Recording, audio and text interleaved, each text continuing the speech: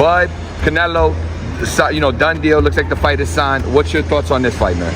Man, it's a great fight for boxing. I know people don't agree with. Have you ever wondered what it takes for one of boxing's all-time greats to sharpen his instincts in the shadow of another legend? Have you ever asked yourself which fighter truly holds the keys to pound-for-pound supremacy when two eras collide? But if Canelo fights one inkling of the wrong fight, he's gonna lose.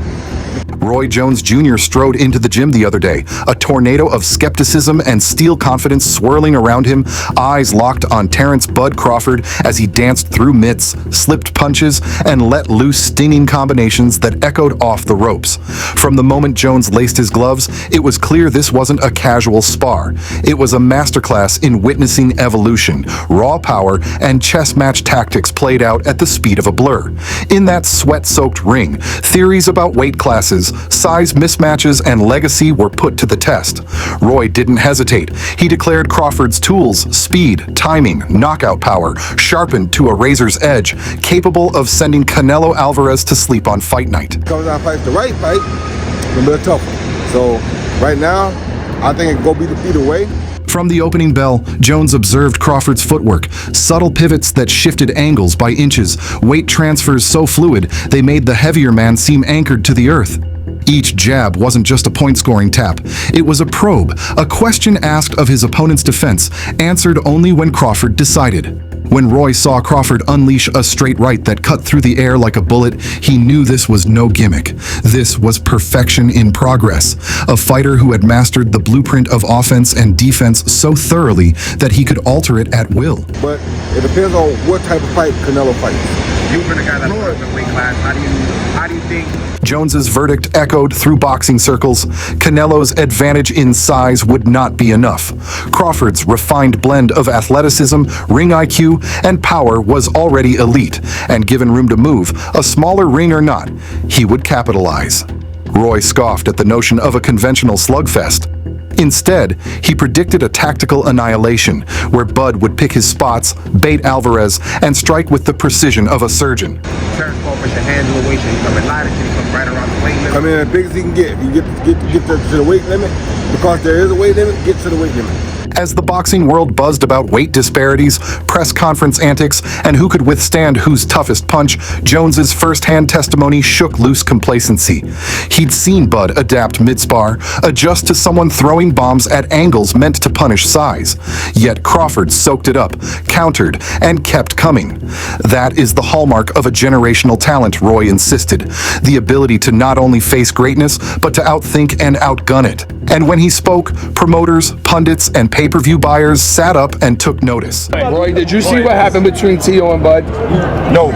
Yeah, I did see, yeah. Over the course of dozens of rounds, pinpoint drills, head movement sessions, and full-blown sparring binges, Crawford revealed his layers. Explosive double left hooks, feints that collapsed shoulders, and an endurance engine that seemed to grow stronger the harder he was hit. Jones watched him build momentum like a freight train, weight of every punch amplified by perfect mechanics. It was no wonder, Roy reasoned, that Canelo's comfortable jab and counter style might find itself outclassed by Bud's insatiable hunger to dictate every exchange. What are your thoughts on it? Because the whole thing that came out of that, right, was that T.O. said, hey, he apologized and he was leveraging racism as promotion. Not once did Jones resort to platitudes. He spelled it out.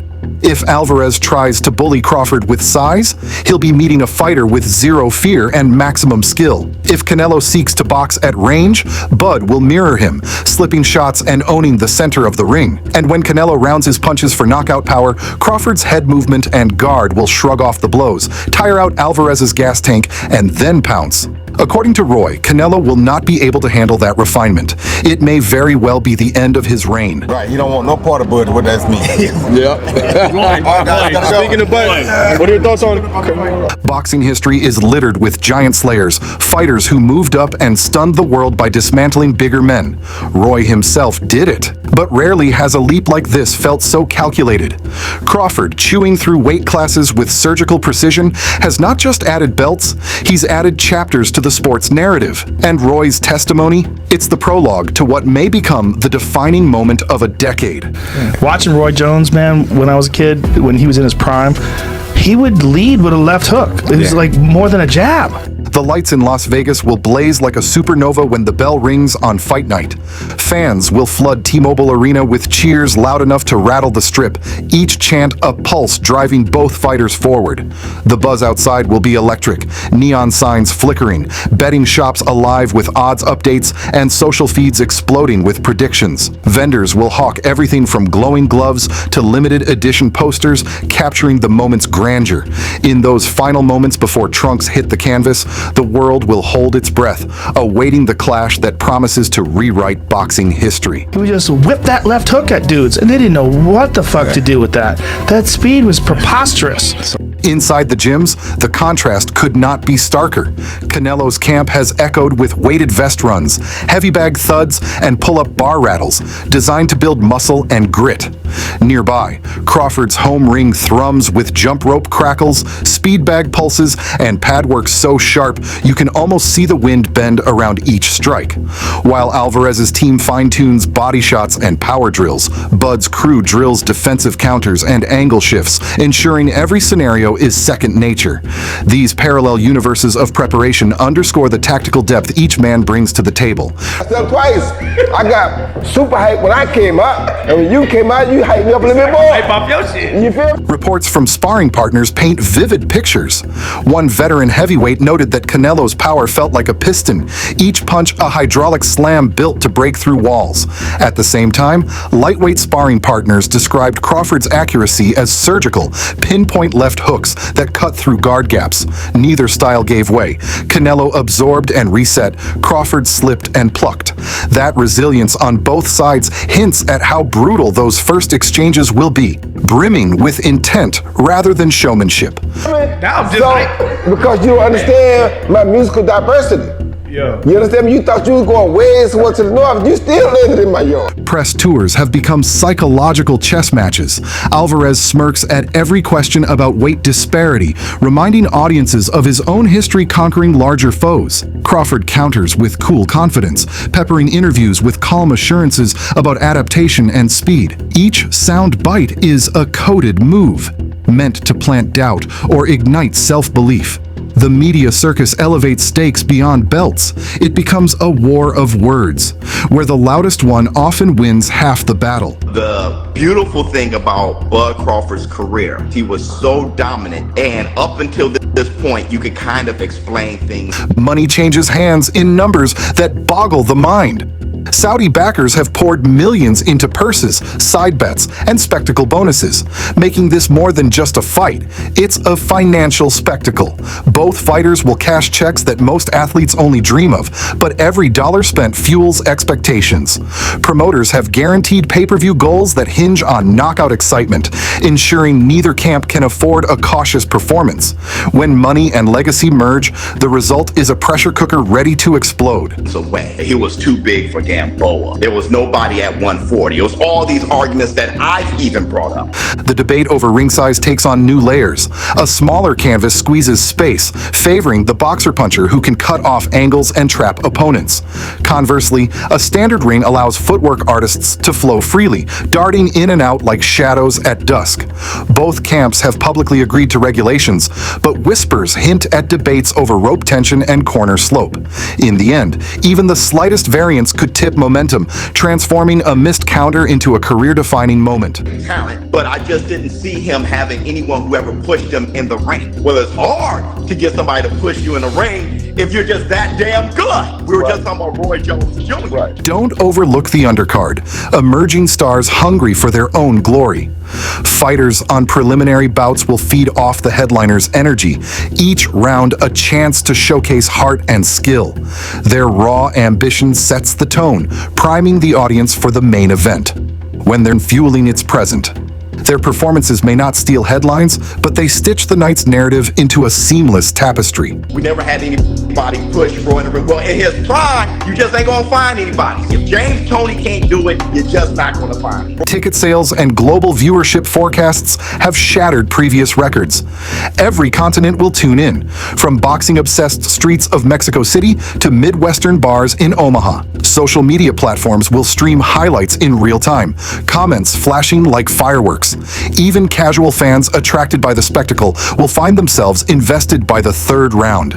This fight transcends sport, stitching itself into cultural memory as an epoch-defining showdown. Jones was just that dominant, and you find out it's so sad that it's happening so late, but everybody all around boxing know who Terence Crawford is. Historical echoes reverberate through the matchup. Tyson's fierce aggression, Holyfield's iron chin, and Ali's dance and duck flair all whispered in the corners of this bout. Fans will draw parallels, searching for moments that mirror past greatness. Perhaps the way Crawford pivots like Ali, or how Canelo's hook lands like Tyson's demolition. Yet, every fight carves its unique path, and this one promises uncharted territory. A collision of styles so distinct, no replay could ever look the same. You know, styles make fights. No, it's your destiny, it's your legacy to become three-time undisputed. And cultural pride fuels both camps. In Mexico, Canelo is more than a boxer. He's a national symbol, a son of Guadalajara carrying collective hopes across borders. In Omaha, Crawford stands as proof that talent can rise from anywhere, a humble heart forging genius in quiet gyms. Their contrasting backstories enrich the event, inviting fans to root not just for athleticism, but for identity, heritage, and the power of possibility. In 40 different weight classes, especially, and your fifth weight class as well. Yeah. Promoters spin a narrative of redemption and destiny. Canelo's path has twists and turns, a hard-fought journey from amateur gold to undisputed glory, peppered with setbacks and comebacks. Crawford's trajectory feels mythic, a small-town kid ascending unbeaten, methodically conquering weight after weight. Storylines collide in press releases and highlight reels, each tweet doubling as a trailer for the drama yet to unfold. When marketing meets reality, the result is an irresistible juggernaut drawing eyes worldwide. You joining that club as well. Definitely. So you join some clubs. Before we finish, you know how much I love the Fight Night production promises cinematic flair. Big screen replays, drone sweeping camera angles, and pyrotechnics will transform the ring into an arena of mythic proportions. Music will pulse through speakers, syncing with entrances that blur the line between sport and spectacle. Every detail, from walkout tunes to custom robes, will feed the narrative. In that orchestrated pageantry, the true battle will still be decided by two pairs of fists. The history of the old fighters, like, look, I know I've already heard it before, but for the viewers, like, looking up to early in your career, like, the couple of the fighters that you... Scenarios for the outcome stretch from the improbable to the inevitable. A knockout early would stun the world, vaulting Crawford into the pantheon of legends overnight. A grueling decision could showcase tactical depth, leaving analysts debating rounds for years. An upset from Alvarez landing a perfect counter might rewrite expectations about power and experience. No matter how it ends, the aftermath will dominate sports pages, highlight reels, and coffee shop debates for months. You really liked was Roy Jones and Floyd Mayweather, correct? Yeah, Roy Jones, Floyd. Yeah, I mean, you can't get much better than them two. Nah. A knockout would be seismic. If Crawford drops Canelo with a crisp left hook or a perfectly timed uppercut, it would echo alongside Tyson's shakedowns and Foreman's thunderous finishes. Such a moment would etch itself into collective memory, a single image that defines an era. Fans would replay it endlessly, and aspiring fighters would study its mechanics like sacred text. In that split second, routines practiced for months would crystallize into immortal art. What was about? Tell me about each one. So starting with Roy, what was it that really... His athleticism, yeah. You know, his speed, his power. Legacy stakes have never been higher. For Canelo, a loss could signal the twilight of a storied career, prompting questions about size jumps and waning power. For Crawford, a win cements his status as the era's defining pound for pound, proof that skill can conquer size. Either result reshapes boxing's future, influencing matchmaking, rankings, and the next wave of challengers. Their names will be linked forever, each bearing the weight of what happened under those Vegas lights. Because that's why I beat James Thomas. James Thomas one of the best fighters of all time. One of the best defensive fighters. James, that was... But he ain't moving his feet. The day before the fight, as fans, bars, and gyms alike, taxi horns honk in a rhythm that matches the city's heartbeat, while giant screens flicker with past highlights of Canelo's body shot wizardry and Crawford's flawless footwork. Merch stands brim with replica trunks and gloves, each emblazoned with the fighters' names. Even the air feels charged, as if every breeze whispers, tomorrow changes everything. So because I got the full feet part of me, when you come at me, I'm moving my feet. I'm checking my whole location. When I come at him, he's doing this. My hands too fast. I'm gonna find it. In both camps, tension mingles with focus. Canelo's camp convenes for a final strategy meeting, discussing how to exploit Crawford's history of slow starts. Trainers insist on early pressure and targeted bodywork, believing that Canelo's legendary left hook to the ribcage can rattle Bud's core. Meanwhile, Crawford's team reviews footage of Canelo's camp, dissecting every feint and stance shift, searching for a hint of hesitancy. These sessions are hushed affairs, punctuated by the clink of ice bags and the low murmur of heart rate monitors. Yeah. You only gonna do that 1 or 2 times, I'm gonna find it. Because my hand's too quick.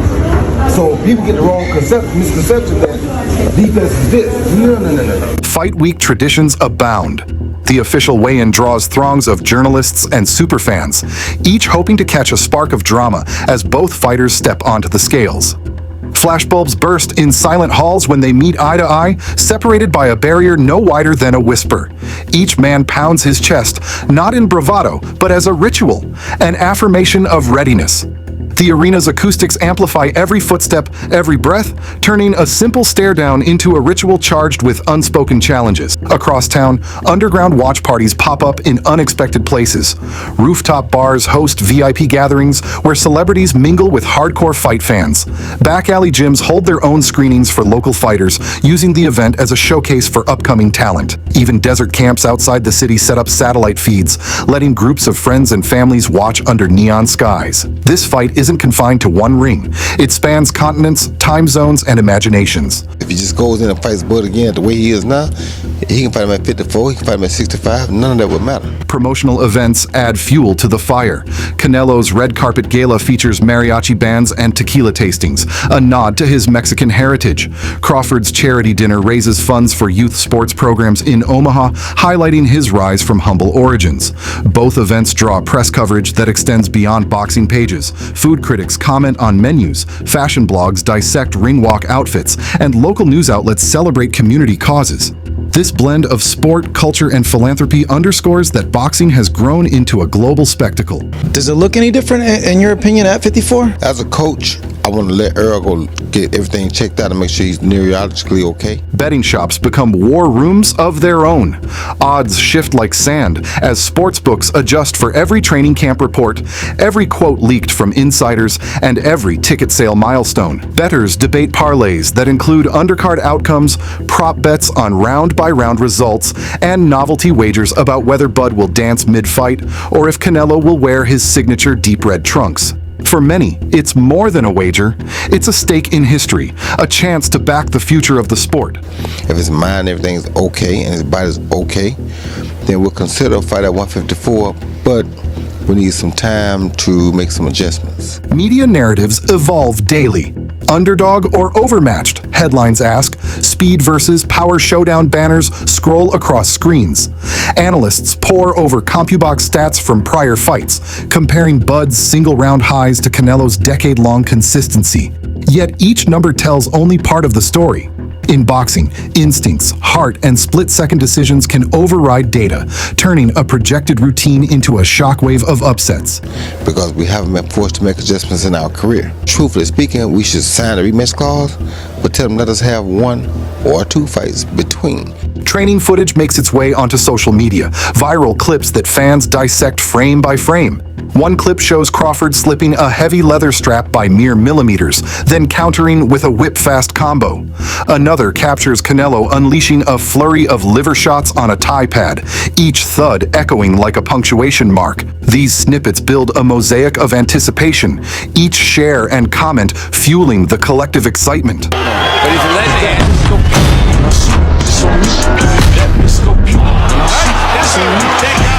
Charismatic voices from past generations add color to the buildup. Retired fighters weigh in with bold predictions, sometimes contradicting one another, each staking personal pride on their take. Their debates unfold on podcasts and live streams, punctuated by playful jabs and genuine respect. These conversations remind viewers that boxing's lineage lives in the voices of those who've walked through its storm. We were just talking about Roy Jones Jr. Right. We never had anybody push Roy in the ring. Well, in his prime, you just ain't gonna find anybody. Undercard bouts take on added weight. Rising stars seek to catch the same lightning, hoping that a stellar performance will propel them into the sport's upper echelons. Each fighter on that card knows that their moment could be immortalized on highlight reels shown before the main event. They fight not only for victory, but for a glimpse of the spotlight that awaits. James Toney can't do it. You're just not gonna find it. Roy Jones was just that dominant, and you find out it's so sad that it's happening so late. On fight night, the arena lights dim, and the energy shifts from expectation to electricity. Announcers mount the commentary booths, offering technical insights and colorful anecdotes. Fans chant, wave banners, and dance in their seats as smoke machines and lasers transform the ring into a coliseum of myth. Every detail has been calibrated to amplify anticipation. But everybody all around boxing know who Terence Crawford is, how good he is, and you just can't explain. As curtains rise and the final countdown begins, the stage is set. Two champions, two narratives, and countless possibilities converge in one ring. The outcome will hinge on split-second decisions, heart levels, and the physics of power. Those watching will witness more than a fight. They'll see a microcosm of competition, art, and human will. When the last punch lands, history will spin a new chapter. Shit away, even if you try. That guy's just great, bro, and he's big and strong, and he's gonna be a problem for whoever at 154. Will the world remember this as Crawford's crowning achievement or Canelo's valiant stand? Only the bell knows.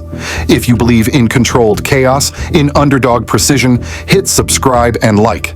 If you trust in champion resilience, leave a comment predicting the rounds.